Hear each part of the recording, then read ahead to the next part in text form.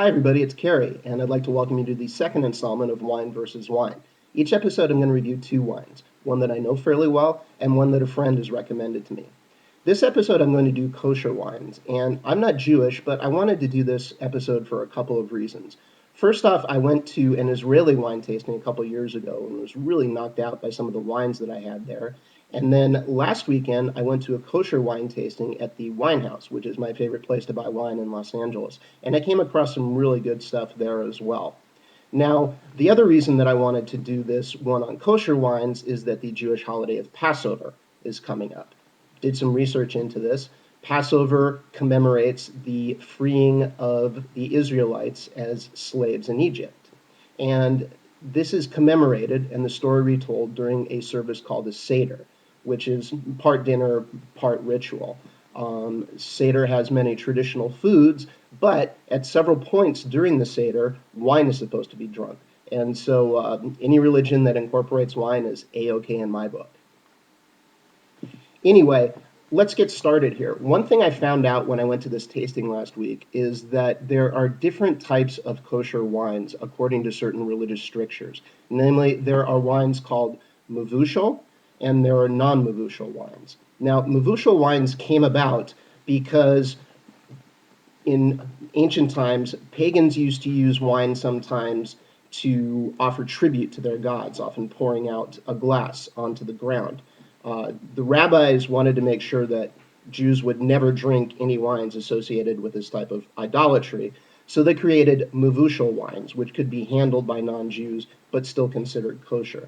The way that they did this is that they boiled the wines. Mavushal technically means boiled, and that's what they did. Pagans didn't really want to be associated with that, which shows that even though they were pagans, they still had some pretty good senses as far as wine was concerned. But anyway, today, mavushal wine is not created by boiling, but by a process called flash pasteurization, in which they heat it up to 180 degrees Fahrenheit and then quickly cool it back down again, so that it's not actually boiled and thoroughly disgusting.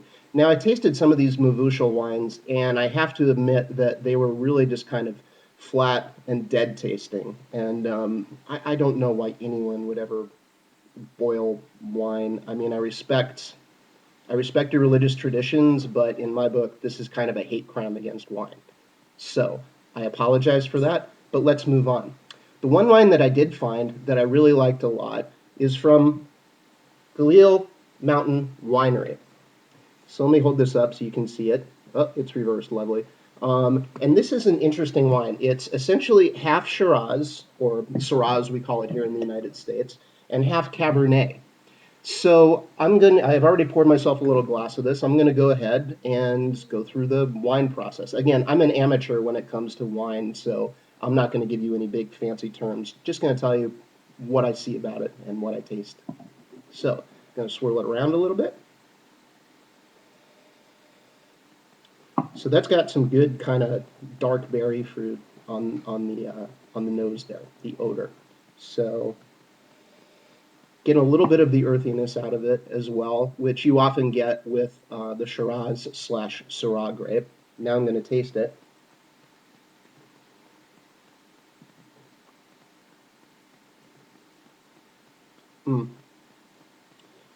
Again, this has a nice, really rich berry flavor to it.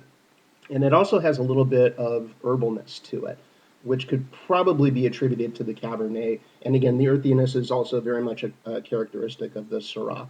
So this is a very nice wine.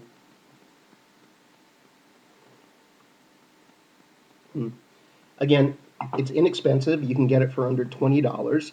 And as far as food pairings go, I think this would work well with a traditional dish that is often served at many seders, beef brisket.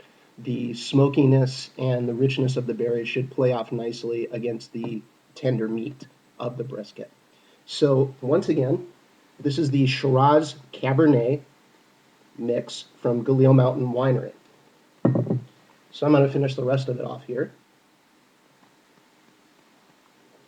And we'll move on to the other wine. Now, my friend Lenny is Jewish, and so he brought over a bottle for me of what he says is a traditional Not traditional in terms of it's religiously dictated that it's supposed to be drunk at a seder, but traditional in terms of many Jewish households use this wine at a seder.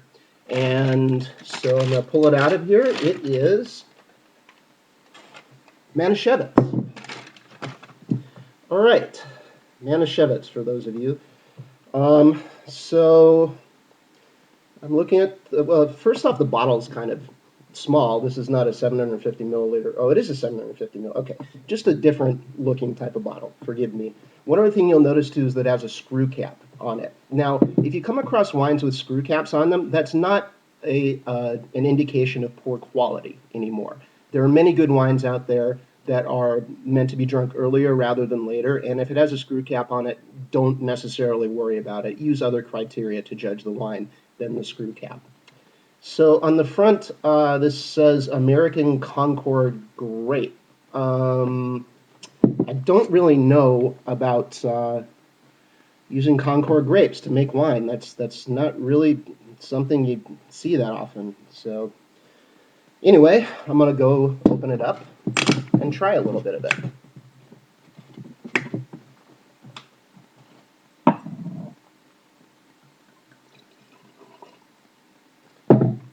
All right, so that's a nice light color, kind of reminiscent of, geez, almost a pinot in some ways. Let me swirl it around a little bit and give it a smell.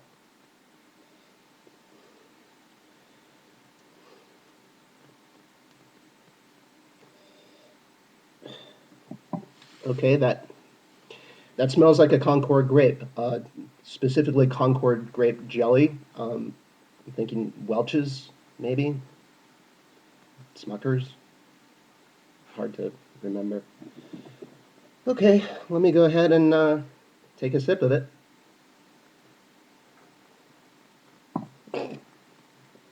What the? Ah! What the? Yeah. God, it's like if you left grape soda out in the sun for a week. I don't know. Oh my God. God, that's sweet. All right, maybe I got a bad first sip. Let me try again. Nope. That's just as bad as the first sip. Wow. That's just sugar right there. I can't believe that is even called wine. All right, what would this go with? Food-wise, maybe an Italian ice with lots and lots of ice. One that you subsequently drop on the pavement instead of actually eating, because would be more fun to watch it melt and roll down the sewers. Maybe go as like some low quality canned fruit that's not packed in syrup, so that when you put the two together, one can have sweetness and the other one can have qualities that cancel each other out. God.